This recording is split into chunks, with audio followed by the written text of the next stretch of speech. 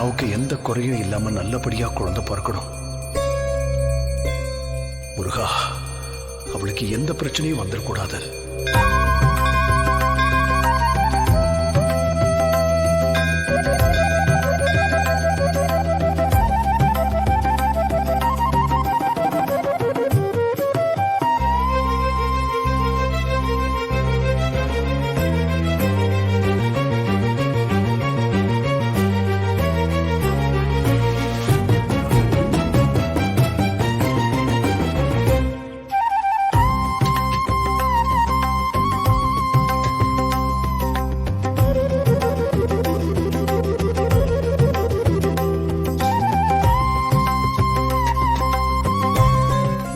அருள் பரிபூர்ணமா உங்களுக்கு கிடைக்கும் ஐயா.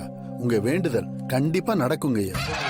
முருகனுக்கு அரோகரா, கந்தனுக்கு அரோகரா, பழனி ஆண்டவனுக்கு அரோகரா, தண்டாயுதபாணிக்கு அரோகரா, முருகனுக்கு அரோகரா, அரோகரா, அரோகரா.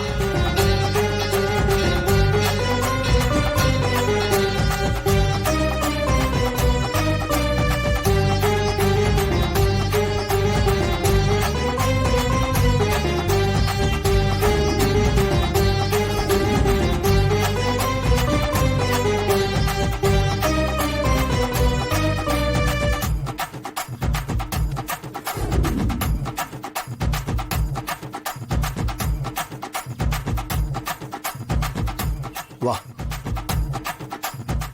சிவா, கொஞ்சம் பொறுமையா இரு. அப்படி என்ன சொன்னா? எதுக்காக அவ மேல இவ்ளோ கோவப்படுற? ஏன்பா சிவா, அண்ணன் இப்பதான் மாலை போட்டிருக்காரு. அவர் வெளியே வந்தா நீ இவ்ளோ கோவப்படுறத பார்த்து பெரிய பிரச்சனையாயிடும் சிவா. வேண்டாம். இல்ல நீ, நான் வேணும்னா இவகிட்ட சண்டைக்கு போறேன்.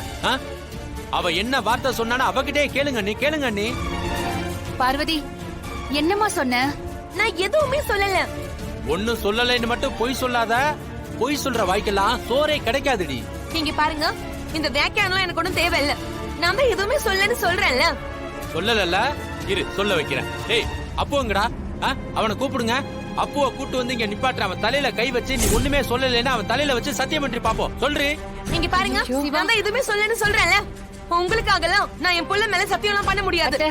நான் சொல்லலன்னா சொல்லல, அவ்வளவுதான்.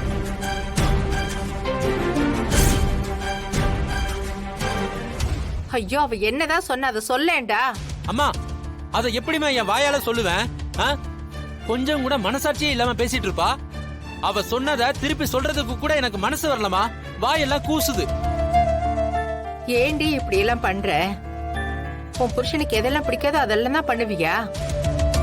அப்புறம் உன் புருஷன் பேச மாட்டேங்கிறா, பழக மாட்டேங்கிறா, சண்டை போடுறான்னு பஞ்சாயத்து பேர வந்து நிப்ப. ஐயோ அத்தை, நான் எதுவுமே சொல்லல அத்தை. அம்மா, முதல்ல இவளை இங்க இருந்து போக சொல்லுங்கம்மா. இதுக்கு மேல அவங்க நின்னா அப்புறம் நான் பொல்லாதவன் ஆயிருவே சொல்லிட்டேன். போனவள நிக்க சொன்னது நீங்க தானே. நான் எதுக்கு இங்க நிக்கிறேன்? ஓடி, எனக்கு வந்து வாச்சிருக்கா பாரு.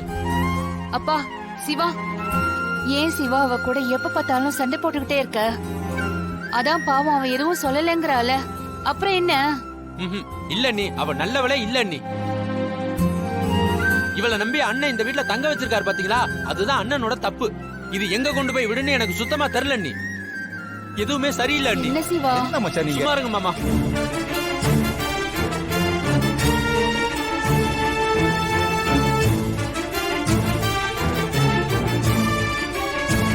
சார், உள்ள வாங்க.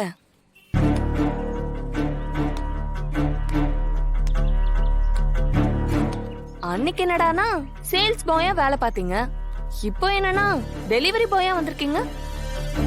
உங்க பொண்டாட்டி அந்த கடையோட ஓனர்னு கெத்தால சொன்னாங்க. ஆனா உங்க கடையில ஆல் இன் ஆல் நீங்க தான் போல இருக்கே.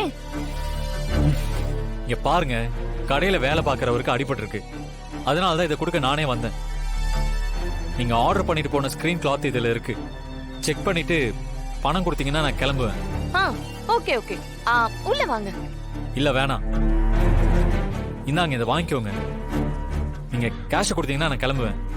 ஏன் உள்ள வந்தா உங்களை அடிச்சு தின்ற போறாங்களா என்ன? இப்படி பயப்படுறீங்க? பயப்படாம உள்ள வாங்க சார். நாங்க உங்களை எதுவும் பண்ண மாட்டோம். ஐயோ பரவாயில்லைங்க.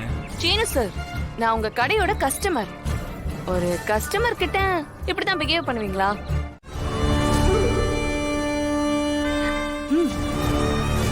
உட்காருங்க.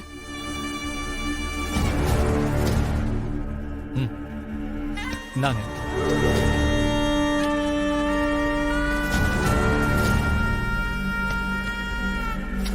வைஷு, பப்பிமா, என்னாச்சு பப்பிமா? ஆ? ஆ? ம். சார் வந்திருக்கார்ல, போய் காஃபி கொண்டு வா. இதோ பப்பிமா. ஏங்க, நான் காஃபி எல்லாம் குடிக்க மாட்டேங்க.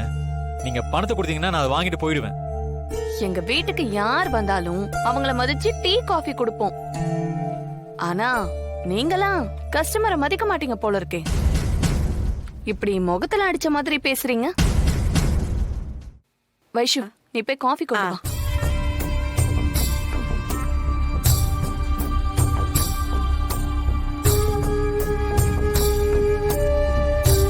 இந்தா பப்பிமா. குடிங்க சார்.